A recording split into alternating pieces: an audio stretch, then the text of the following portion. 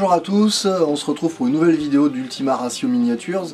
Aujourd'hui je vous montre comment je fais un décor qui est inspiré plus ou moins, vous savez, des tombes mégalithiques, les tombes à couloirs en fait, que l'on trouve en fait dans tout le monde celtique. Et je vous montre ça et puis on en parle un peu après. Salut! J'avais envie de faire ce décor là en fait, par rapport au projet que je suis en train de réaliser en ce moment, qui est vraiment un projet personnel.